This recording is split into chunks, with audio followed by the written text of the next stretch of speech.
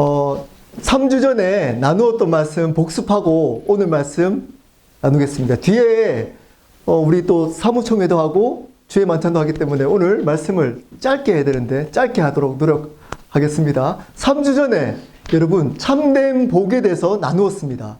참된 복은 구원의 복이라고 말씀드렸습니다. 구원의 복은 오직 믿음으로 말미암아 받는 복이다. 그리고 다른 사람들을 섬기고 다른 사람들을 위해서 있는 복이다 라고 말씀을 드렸습니다. 네, 당연히 기억나지 않으시죠? 확인하시기를 바랍니다.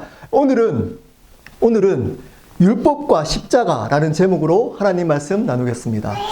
여러분, 오늘 말씀이 잘 들으시기를 바랍니다. 왜냐하면 이 율법에 대해서 오해하는 분들이 꽤 많습니다.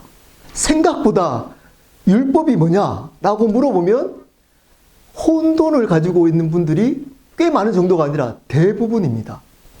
여러분, 하나님의 은혜에 대해서는 교회가 많이 강조하고 가르칩니다. 근데 그 은혜를 바르게 이해하기 위해서는 반드시 율법을 바르게 이해해야 합니다.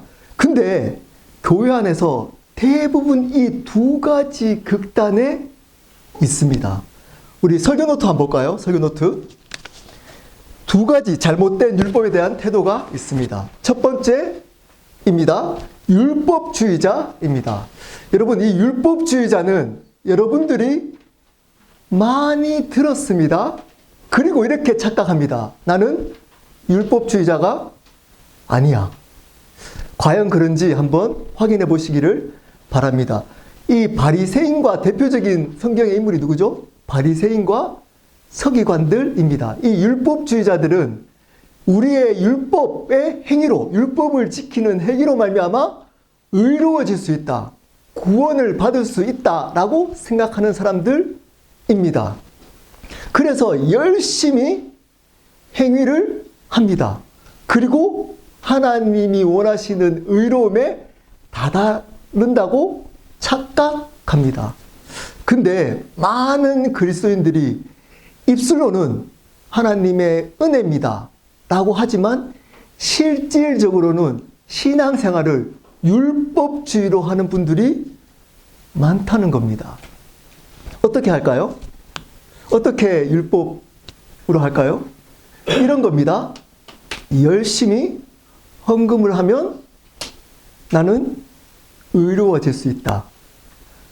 나는 성경을 빠지지 않고 성경 통독을 아침마다 일어나서, 제가 요즘 조금 늦게 일어나지만 새벽 3시에 일어나서 다른 사람들보다 일찍 일어나서 말씀을 읽고 성경 통독방에 일찍 달면 나는 일찍 달지 않는 사람보다 의로워질 수 있다.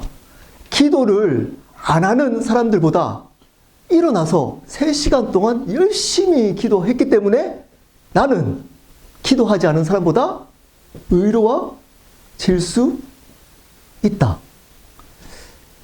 이렇게 생각 여러분 안 하나요?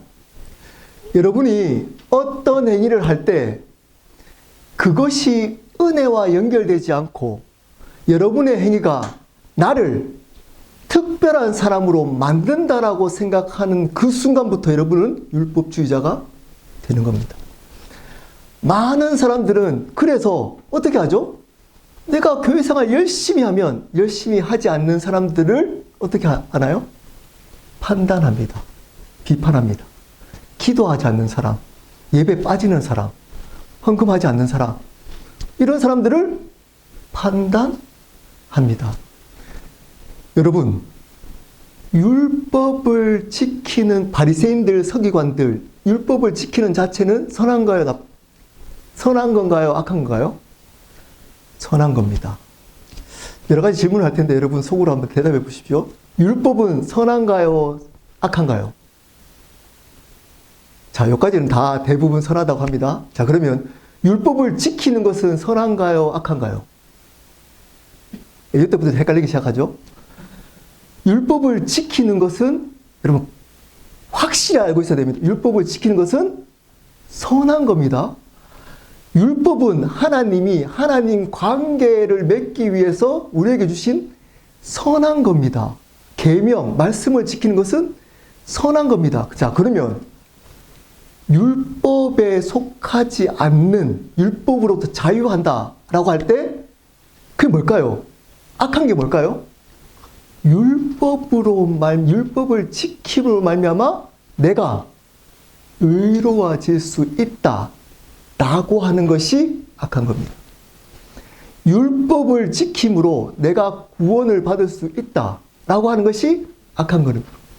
율법을 지킴으로 내가 더 좋은 사람이 될 수 있다라고 생각하는 것이 악한 겁니다. 그러면 이렇게 질문을 해야 되잖아요. 율법 왜 지켜야 되나요? 여러분, 율법을 왜 지키나요? 율법을 지켜야 됩니다. 자, 두 번째 부류입니다. 두 번째 부류. 율법 폐기론자입니다. 율법을 악한 것으로 생각하는 사람들입니다. 율법을 지킬 필요 없다라고 생각하는 사람입니다. 더 나아가서 율법을 지키다가 죄를 짓는 것을 회개하는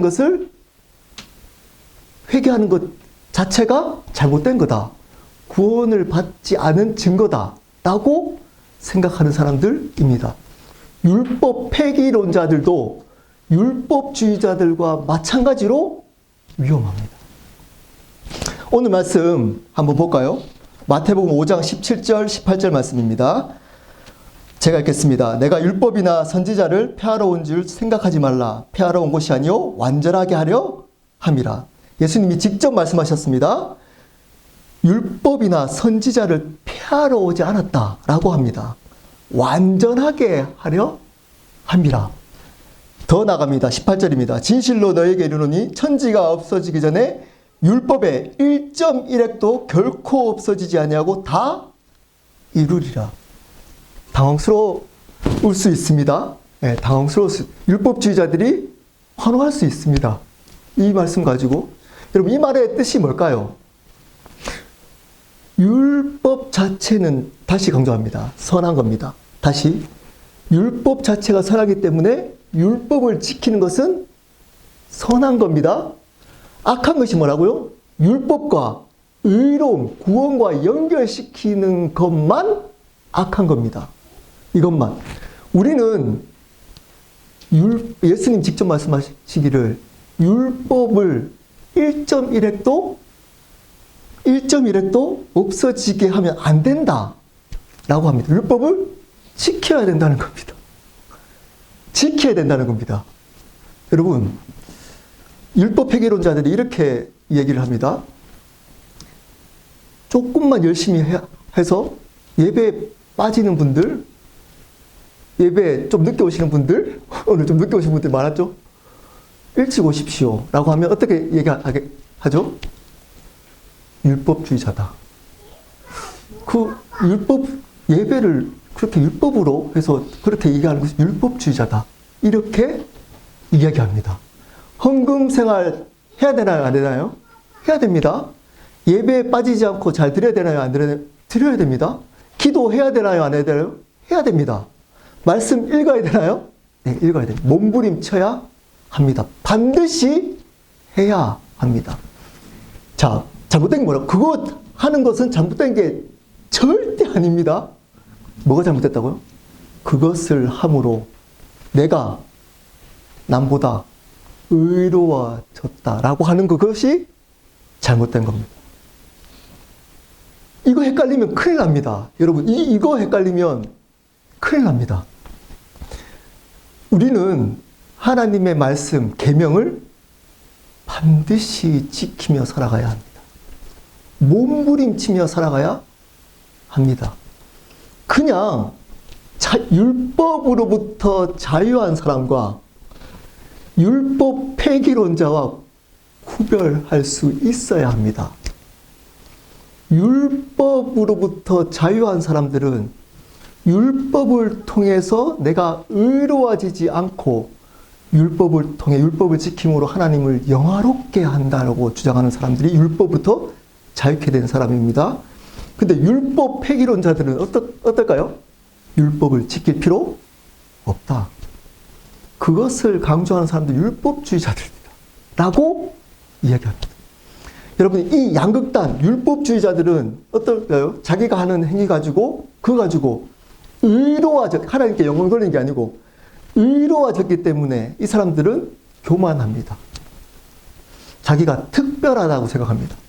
나는 새벽 3시에 일어나서 통독하고 통독방에 제일 일찍 읽었습니다. 하고 3시간 기도하고 다른 사람들 힘들 때 섬기고 예배 빠지지 않고 11조 열심히 내고 헌금 생각 열심히 하고 그리고 봉사 열심히 하고 말씀 많이 알고 그리고 다른 사람들 앞에서 내가 내 감정을 절제하고 잘 섬기려고 하는 이 행위를 했기 때문에 나는 저 사람들보다 특별해.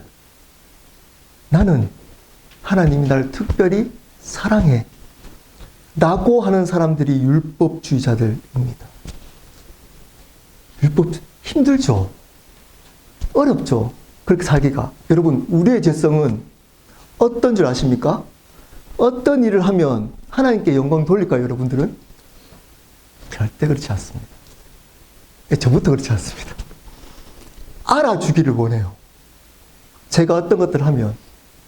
그래서 제가 성경 통독방에 새벽 3시에 성경 통독을 하면 6시나 7시에 올릴 수도 있는데 읽자마자 바로 올립니다. 왜 그럴까요? 알아달라는 거예요. 새벽 3시에. 목사니까 여러분들보다 제가 일찍 일어나서 통독합니다. 그까지는 좋습니다. 네, 좋습니다. 문제는 뭘까요? 그래서 제가 여러분들보다 나은 사람입니다. 라고 하는 순간부터 저는 율법주의자가 되는 겁니다. 왜 올리나요? 왜 일찍 하나요? 그분과 교제하기 위함입니다. 이게 안 되면 여러분 이게 좁은 길인 겁니다. 좁은 길. 이 좁은 길을 안 가면 많은 열심히 해놓고 하나님과 대적하는 사람들이 일어납니다. 근데 이런 교회분들이 너무 많아요. 목사님들이 지적하지 않습니다. 이런 사람들. 왜냐? 이런 사람들은 열심히 하고 자기 자랑하거든요. 인정해달라고 그러는 목사님. 그럼 목사님이 인정해주잖아요. 그리고 그 맛에 또 하요. 이것은 위험합니다. 하나님께 영도할 수 없습니다. 하나님께만 해야 하는 겁니다. 두 번째, 율법행위론자들은 극단했습니다. 이렇게 열심히 하는 것에 대해서 그것을 할 필요 없어. 자유해야지. 이렇게 자유해야지.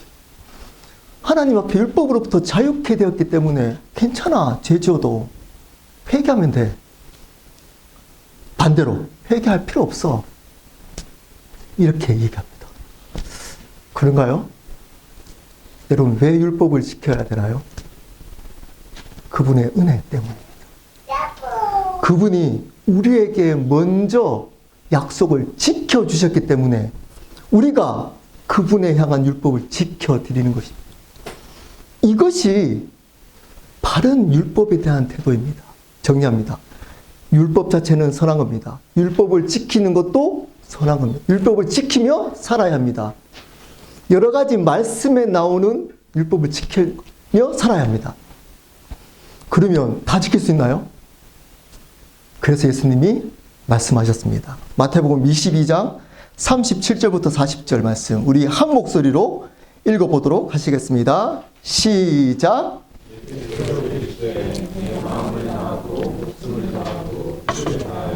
주 너희 하나님을 사랑하라 하셨으니 이것이 크고 첫째 되는 계명이요 둘째도 그와 같으니 내 일수를 내 자신같이 사랑하라 하셨으니 이 두 계명이 온 율법과 선지자의 강령이다. 율법 학자들이 이렇게 얘기하니까 어떻게 공격 당연히 예수님께 하겠죠. 어떻게 다 지켜요? 이렇게 얘기했더니 예수님이 했던 얘기입니다. 여러분, 지상명령이라고 들어보셨죠? 지상명령이 뭔가요? 전도라고 알고 있습니다. 선교. 아닙니다. 거기에 지상, 가장 높은 명령은 선교가 아닙니다. 그 이전에 예수님이 직접 명령한 게 있습니다. 그것은 우리가 만든 표어입니다. 지상 뭘까요? 여기 보면 첫째 되는 계명이요. 온 율법과 선지자의 강령이니라. 이게 지상명령이라는 의미입니다. 예수님이 우리에게 온 율법을 어떻게 지키나요? 했을 때 어떻게 지키면 된다고요? 하나님을 사랑하고 이웃을 사랑해라. 사랑하라입니다. 사랑하는 것이 율법을 지키는 겁니다. 이웃을 내 몸과 같이 사랑하는 겁니다. 이것을 지키면서 살아가야 합니다. 하나님을 사랑하고, 사랑하나요? 하나님에 대해서 은혜 얘기해도, 십자가 얘기해도, 그분의 사랑을 얘기해도 여러분의 마음이 전혀 움직이지 않는다면 여러분 율법 지키고 있는 것 아닙니다. 왜냐? 여러분 하나님 사랑하고 있지 않아요. 하나님은 여러분을 향해서 아파하고 눈물 짓고 있다 그러는데 우리는 하나님이 나를 위해서 죽었다는 그 사실에도 아무런 감각이 없습니다. 왜일까요? 사랑하지 않기 때문입니다. 하나님. 여러분 연애해 봤잖아요. 네, 연애 뭐 짧게 할 수도 있고 뭐 어떤 분들은 뭐 이렇게 차인표 이런 분들은 저는 믿지 않지만 뭐 길게 지금도 설레인다 이렇게 얘기하는데 네, 어쨌든 짧든 길든 하잖아요. 어떻게 하나요? 그 사랑하는 사람에 대해서 목소리만 들어도 설렙니다. 그 사람이 힘들어하면 같이 울어요. 그 사랑하는 사람이 어떤 일 때문에 힘들면 같이 아파합니다. 하나님이 한 영혼에 대해서 아파하는데 아무런 아픔이 없어요. 죽어가는 영혼들이 주위에 있는데 복음을 전해야 될 영혼들이 있는데 아무런 아픔이 없습니다. 왜 그럴까요? 하나님이 아파하는 그 아픔에 대해서 왜 아무런 아픔이 없을까요? 그 하나님을 사랑하지 않기 때문입니다. 여러분 율법을 지키는 자들이 아니기 때문입니다. 그러면서 이렇게 얘기합니다. 나 헌금하니까 예배 빠지지 않고 말씀 잘 읽으니까 네, 이게 율법주의자래. 괜찮아. 나는 괜찮아. 그리고 그 마음으로 이웃을 사랑하라 할 때 그 사랑의 키는 바로 생명을 전하라입니다. 생명. 여러분 이것이 온 율법을 지키는 가장 확실한 방법이라는 겁니다. 영혼을 하나님을 사랑하는 그 마음으로 영혼을 사랑하는 것, 죽어가는 영혼, 하나님과 단절된 영혼, 하나님과 교제가 안 되는 영혼, 회복해야 될 영혼, 그 영혼들을 사랑하는 것, 이 사랑하는 것이 바로 율법을 지키는 겁니다. 그러면 율법을 주신 목적이 있다고 오늘 말씀하고 있습니다. 두 가지입니다. 두 가지. 첫 번째, 우리 설교도 볼까요? 첫 번째입니다. 죄인이라는 것을 드러내기 위함입니다. 10절과 12절입니다. 우리 10절부터 읽겠습니다. 제가 읽겠습니다. 무릇 율법 행위에 속한 자들은 저주 아래 있나니 기록된 바 누구든지 율법책에 기록된 대로 모든 일을 항상 행하지 아니하는 자는 저주 아래 있는 자라 하였습니다. 여기서 율법 행위에 속한 자들 이렇게 얘기합니다. 율법 행위, 율법의 행위로 내가 구원받을 수 있고 의로워질 수 있다라고 생각하는 사람들입니다. 율법 자체에 대해서 지키는 사람이 아닙니다. 율법으로 내가 의로워질 수 있다고 하는 사람들은 저주 아래 있다는 겁니다. 왜냐? 절대 의로워질 수 없기 때문입니다. 그것이 저주입니다. 하나님의 기준으로 아무리 노력해도 그 기준을 맞출 수가 없기 때문에 저주입니다. 이런 사람들은 사람들한테는 칭찬받아요. 열심히 완벽주의자라고 하니까. 근데 문제는 뭘까요? 평안이 없습니다. 기쁨이 없고 항상 두려움 가운데 있습니다. 근데 보면 여기 이렇게 나옵니다. 율법책에 기록된 대로 모든 일을 항상 행하지 않는 자는 저주 아래 있는 자라 하였습니다. 신명기 말씀을 인용한 겁니다. 죄송합니다. 신명기 말씀은 나중에 인용한 거네요. 죄송합니다. 어떤 우리의 행위로 하나님 앞에 의로워질 수 있다고 하는 사람들은 저주 아래 있다라고 말씀하고 있습니다. 11절 말씀 또 읽겠습니다. 또 하나님 앞에서 아무도 율법으로 말미암아 의롭게 되지 못할 것이 분명하니 이는 의인은 믿음으로 말미암아 살리라 하였습니다. 율법으로 말미암아 절대 의로워질 수 없다는 겁니다. 그 사람들은 내가 노력하면 의로워지고 하나님이 나를 받아줄 수 있다고 하지만 하나님의 기준으로서는 절대 행위로는 하나님의 기준에 도달할 수 없다는 겁니다. 그래서 알게 됩니다. 어떻게 알게 되죠? 믿음으로만 의로워질 수 있구나. 믿음으로만 의로워질 수 있구나. 12절입니다. 율법은 믿음에서 난 것이 아니니 율법을 행하는 자는 그 가운데서 살리라 하였습니다. 그래서 율법에 행하는 자는 율법으로 계속 노력하며 사는데 믿음과 율법은 그래서 상반된다고 말씀하고 있습니다. 자, 그러면 율법이 하는 역할이 뭘까요? 우리가 절대 행위로 의로워질 수 없다는 것을 알게 하는 겁니다. 다른 말로 우리가 죄인이라는 것을 알게 하는 역할을 한다는 겁니다. 여러분, 이 역할이 얼마나 중요한지 아십니까? 이게 별거 아닌 것 같나요? 여러분, 율법이 없으면 여러분들이 착각합니다.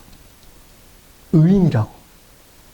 왜냐? 세상은 조금만 자기보다 잘난 사람들을 의인화시킵니다. 의인처럼 인정합니다.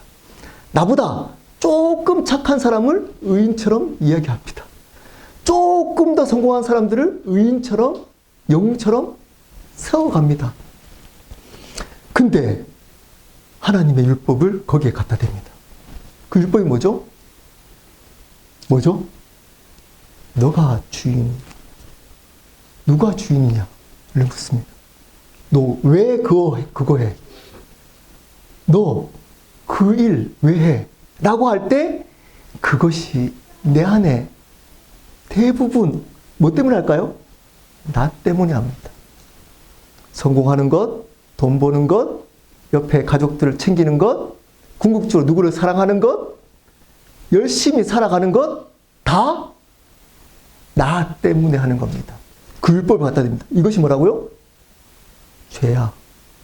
이것이 죽을 영원히 지옥 가야 될 죄야 라고 하는 율법을 갖다 댑니다. 그러면서 이제 그 율법을 갖다 대니까 어떻게 하죠? 나는 내가 주인으로 살지 않고 이제 하나님을 주인으로 살 거야. 그리고 또 열심히 기도하고 말씀 읽고 하는데 되나요? 여러분, 되던가요? 되지 않습니다. 네, 이것 깨달으라고. 이것 깨달으라고. 율법을 갖다 댄 겁니다. 근데 율법이 없는, 소위 말하는 율법 폐기론, 율법에 대해서 개념이 없는 사람들은 어떻게 하죠? 자기가 율법을 잘 지키는 의인이라고 생각합니다. 헌금 잘하면, 기도 열심히 하면, 말씀 잘 알고 있으면. 여러분, 우리는 율법 때문에 뭐를 할 수 있나요? 죄인. 우리 스스로를 이것에 대해서 나는 죄인이야 라고 하는 고백이 있을 때만 다음 단계가 진행됩니다. 두 번째입니다. 율법은 우리를 십자가로 인도합니다. 13절과 14절입니다. 갈라디아서 3장 13절입니다. 그리스도께서 우리를 위하여 저주를 받은 바 되사 율법의 저주에서 우리를 속량하셨으니 기록된 바 나무에 달린 자마다 저주 아래 있는 자라 하였습니다. 이게 신명기 말씀을 인용했습니다. 신명기 시대 때는 죽을 죄인을 돌로 쳐서 죽이고 시체를 매달았습니다. 나무에. 왜 그럴까요? 사람들에게 보여져서 그 죄를 짓지 않게 하기 위해서, 경고하기 위함이었습니다. 근데 누가 달리셨다고요? 예수님이 나무 십자가에 달렸습니다. 그래서 유대인들은, 이 신명기 말씀을 알았던 유대인들은 예수님을 구원자이자 주님으로 믿지 못했습니다. 왜냐? 어떻게 하나님이 그 저주, 나무에 달린 그 저주를 받을 수 있냐는 것이었습니다. 근데 예수님이 하나님이신 그분이 저주를 받으신 겁니다. 그 모든 율법으로부터 받아야 될 저주를 예수님이 받으셨습니다. 그 이유를 이렇게 표현합니다. 그 이유를 그리스도께서 우리를 위하여 저주를 받은 바 돼서. 누구를 위했다고요? 우리를 위해서. 여러분, 율법은 이곳으로 우리를 인도합니다. 우리가 노력으로, 우리의 힘으로는 절대 의로워질 수 없고 구원받을 수 없기 때문에 이것을 대신할 하나님이신 예수 그리스도가 대신 내가 받아야 될 저주, 우리가 받아야 될 저주를 받은 사건, 그 사건이 뭐라고요? 십자가. 이 십자가가 보이기 시작하는 겁니다. 율법 때문에. 율법이 없으면 이 십자가를 못 봅니다. 여러분 볼까요? 여러분들은 조금만 잘하면 의인인 줄 압니다. 의인인 줄. 율법이 있기 때문에 계속 묻습니다. 누가 주인이야? 너 주인이 누구야? 너 아니야? 너 이거 왜 했어? 여러분, 제가 설교할 때 실수하면 왜 부끄러울까요? 하나님의 영광 때문에 이렇게 설교하다가 하나님을 위해서 하다가 좀 실수하고, 좀 전에 신명기 말씀을 잘못 얘기했잖아요. 부끄러워지는 이유가 뭘까요? 하나님 앞에서. 그럴까요? 나 때문인 겁니다. 내가 목사로서 열심히 준비했는데 아니 이렇게 쪽팔림을 당해야 되나? 네, 이런 거. 네. 나를 위한 것. 목사가 이렇게 서 있으면서 다 하나님을 위할까요? 그렇지 않습니다. 내 마음에는 여전히 내가 주인 노릇하려고 합니다. 이것을 인정할 수 있는 게 뭐라고요? 율법 때문이라. 그 율법이 우리에게 묻습니다. 너 하나님 사랑해? 너 이웃 사랑해? 너 왜 사랑해? 누가 주인이야? 라고 묻고 있기 때문에 우리는 십자가 앞에 가는 겁니다. 안 그러면 여러분 십자가 앞에 여러분 갈까요? 기도 안 합니다. 십자가 앞에 여러분 무릎 꿇을 수 있을까요? 안 꿇어요. 여러분이 잘난 괜찮다고 생각해요. 14절입니다. 이는 그리스도 예수 안에서 아브라함의 복이 이방인에게 미치게 하고 또 우리로 하여금 믿음으로 말미암아 성령의 약속을 받게 하려 함이라. 이 율법부터 시작해서 우리가 죄인임을 깨닫고 죄인이기 때문에 한탄하다가 그 십자가를 보고 어떤 일이 있다고요? 그 성령의 약속을 받게 된다는 겁니다. 우리는 이방인이었습니다. 율법으로 시작해서 여러분 죄인임을 깨닫고 그리고 십자가를 발견했기 때문에 그 율법은 선한 겁니다. 우리 어떻게 해야 된다고 이제는? 그 율법을 지킴으로. 왜냐? 그분이 우리에게 언약을 지켜주셨기 때문에 우리도 하나님이 우리에게 요구하는 그 계명을 지킴으로 하나님께 영광 돌리는 삶을 살아가야 하는 겁니다. 여러분, 이 율법과 은혜를 바르게 하는 사람들은 헛되게 살지 않습니다. 함부로 죄 짓지 않습니다. 함부로 회개도 그냥 입술로만 하지 않습니다. 아파합니다. 아파합니다. 교만하지 않습니다. 겸손합니다. 십자가 앞에서 겸손합니다. 날마다 그 십자가 은혜 감격합니다. 근데 그렇지 않는 율법주의자들, 율법 폐기론자들은 하나님의 은혜, 십자가에 대해서 아무 감각이 없습니다. 이 율법주의자들은 예수님이 끝까지 대적하고 욕까지 했습니다. 율법 폐기론자들은 아예 사실은 어쩌면 구원이 없는 사람들일 수 있습니다. 둘 다. 근데 그런 얘기들은 어느 순간 사라지고 사라지고 은혜, 잘못된 편협된 은혜만 이야기하는 곳이 되어버린 겁니다. 여러분, 이 율법을 기억하십시오. 그리고 율법을 몸부림치면서 지킴으로 하나님께 영광 돌리는 삶을 사십시오.